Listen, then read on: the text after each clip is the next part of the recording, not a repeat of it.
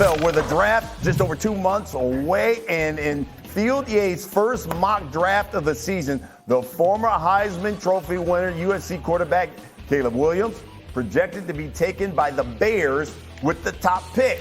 Now, overall, he's got 5 QBs going in the first round. You take a look there. 1, 2, 3 at the top of the draft. He's got the Patriots resetting with Drake May.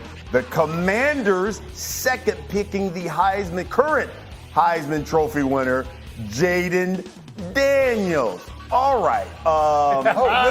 Speaking of, sir, Commander Tim, look, I want the truth. He's been a season ticket holder for a couple of decades now, and we can't. I went into the wrong line of work. I look good in that uniform. Maybe that should have been where I went, man. I love Commander Tim. That is tremendous.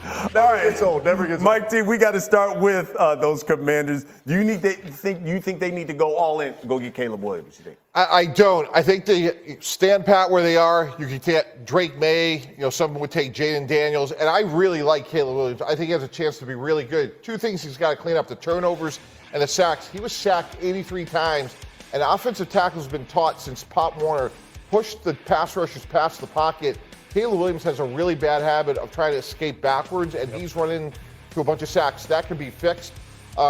Look, they have some really good young players, and Tim knows that, from Terry McLaurin and some of their other young skill players. And Drake May didn't have a lot to work with. I think you draft Drake May there. He has all the intangibles, and that's the way I would go. I wouldn't pay that massive premium for Caleb Williams. Legs, look at that. I already said it. You season ticket holder for like a couple of decades now. Do you want Washington to trade up and go get Caleb Williams? I don't, and here's why. Because of the mixed bag of reviews I get with all the NFL people that I talk to. And I think that's scary to me for a guy that's supposed to be surefire number one. I feel like I don't hear as much of that with Drake May or even Jaden Daniels, but I hear a lot of that with Caleb Williams. Like the reviews are all over the place, and that kind of scares me that you're going to give up something additional when you might be able to just pick the guy, too, that might be the better fit for your franchise. So that's scary. I'm almost like, in Washington, let it be like a Greg Oden, Kevin Durant situation, right? Yeah. Where being number 2 is good, right? So you don't have a choice in the matter. It falls into your lap, or like a Brandon Ingram, like a C.J. Stroud situation. There you go. That's what I'm saying. So I think I'm comfortable with that rather than give something up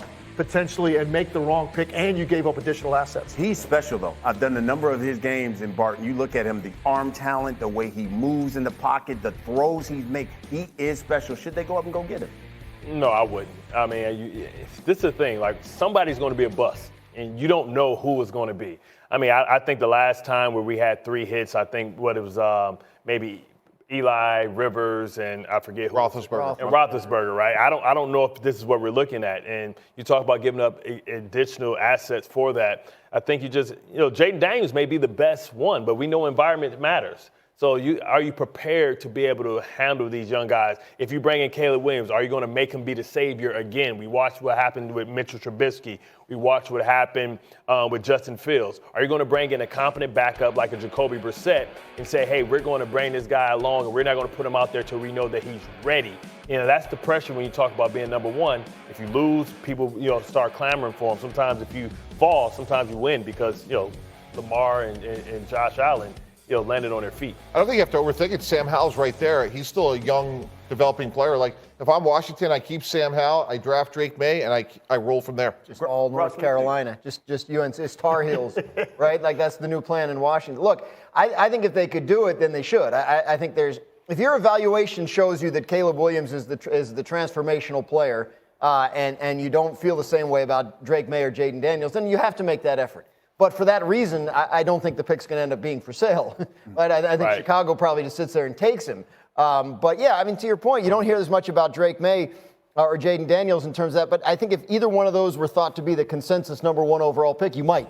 Right? I think like all you can do with Caleb right now is knock him down. Yeah. So I think that's why you're starting to hear those questions. And when you talk about Washington's situation, if they were able to do it, having Cliff Kingsbury there and his history, not just with Caleb Williams, but with other mobile quarterbacks that may have needed to iron out some of the stuff that Mike T is talking about, and helping Kyler Murray transition to the NFL where he's been a good player. So I think there's a lot to be said for that situation for Caleb Williams. I just think it's a pipe dream because I think the Bears are going to take it. Yeah. Well, what would the Bears give that pick up for? They have 2 picks in the top 10. Right. Like we're in the building process now. It's time for Matt Eberflus to win And he's not going to give up a talent like that, and maybe not one that's supposed to be generational. Right, we talked about it this morning. Carolina, we'll see what happens with Bryce Young, but the other thing that happened in that building every week was, oh my God, look how good C.J. Stroud is. Chicago does not want to see Caleb Williams go to another team and be like, wow, look how good he is. The similar situation in the NBA, if you recall, remember Philadelphia 76ers traded up to get Markelle Fultz with the number 1 pick, and they could have just held the pick and drafted Jason Tatum. Yeah. I don't know if this is that situation, Right. but I'm just saying. And now the Philadelphia 76ers fan base has to watch Jason Tatum torch them for like the next, 15 years. Welcome back to Get Up. The Chiefs, of course, Super Bowl victory put us closer to the new NFL season. So, Dan, let's look ahead next season. Overreaction Friday. Dan, what if I told you C.J. Stroud will win MVP next year? Is that an overreaction? Oh, no, I don't think it's an overreaction. I think he'll be in the mix. I mean, I think, look, we've seen quarterbacks in their second year take big jumps, even after they didn't have the kind of year he had as a rookie. I also think Houston is in this phase right now, like the Bengals were in heading into Joe Burrow's second year, where they have cap space and they have a good young quarterback on a rookie contract. I think they're going to try and maximize that. I think they'll probably hit free agency hard, and I think he'll be in a position to be the quarterback of a very good team next year, which always puts you in the MVP mix. Bart, what do you think? Listen, you talk about what they did overseeing expectations, even with the late injury. Nico Collins is an breakout candidate. He's poised. He's lived up to the expectations, exceeded expectations. He's playing with that chip on his shoulder, and they got plenty of salary cap space to improve this roster. They had a lot of one-year guys, a lot of retreads like Sheldon Rankins. They can go big fish hunting now. And now people are going to want to come to Houston because now it's proved that it's not a dysfunctional place that we thought before C.J. Stroud got there. Okay, next up, the Bucs must re-sign Baker Mayfield. And is that an overreaction? Yes. Now, I think they can re-sign him, and that would be a fine move, but I don't know about must. I think if the deal is there and it's right, it makes sense for them to bring him back. But I think they should look at all of their options. Mayfield was kind of a flyer for them last year, and it worked out. He's the proof that you don't necessarily need to overcommit at the position if you trust your coaching. I think, again, if it makes sense and it's there, I could see him back in Tampa. I don't think it's essential. I think there are other options for them if he were to make it difficult. Our resident GM, Mike T. Yeah, I disagree. He was a great story. This was his fourth team, Carolina, Rams, and obviously Cleveland. Resurrected his career with Todd Bowles coaching a really underrated and pretty good defense. They can make some noise in the NFC South next year. If I'm Baker Mayfield, I found a home, sign a 3 to 5 year deal, and that's your new home, and go make a run with the Buccaneers. Okay. If you understand, that doesn't matter at all. They were together in the Rams, Liam Cohen. Right. Well, if he understands who he is, right, he has to understand, listen, we love Baker Mayfield at a certain price because it allows you to bring back guys like Devin White. He has to understand who he is and understand he doesn't have too many opportunities out there. Finally, what if I said the Rams are the biggest challenge to the 49ers in the NFC? Is that an overreaction? I don't think it is. I think the Rams are right there in their division.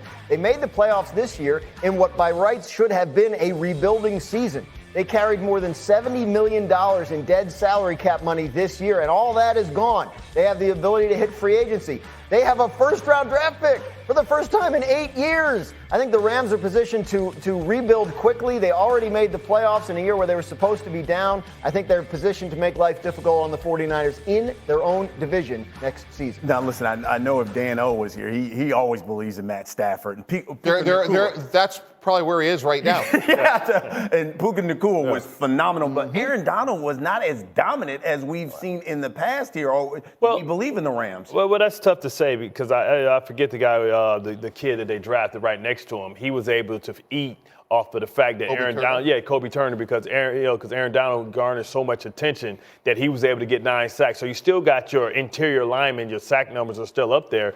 And listen, everybody has a down year at times, right? And I'm sure Aaron Donald understands that he'll go back to do what he does in the offseason, be prepared. But with a run game and the ability to put points up like that, that's going to allow Aaron Donald to be able to have teams in, predictable down and distances, which is going to allow that defense to eat and be better. And they have plenty of money, $35 million underneath the salary cap to be able to go spending. I think it's a very attractive destination for Sean McVay. You see our picks there when we talk about the biggest challenges tonight. You got the Packers. Guys, this is easy. As Darius reminded me, they have top 6 receivers were all 25 years old or younger. This is the youngest team in the NFL. This is like buying NVIDIA 2 years ago. This is did you guys watch the playoff game? The difference between the Packers and the 49ers wasn't that big. They are coming. Jordan Love is younger than Lamar Jackson.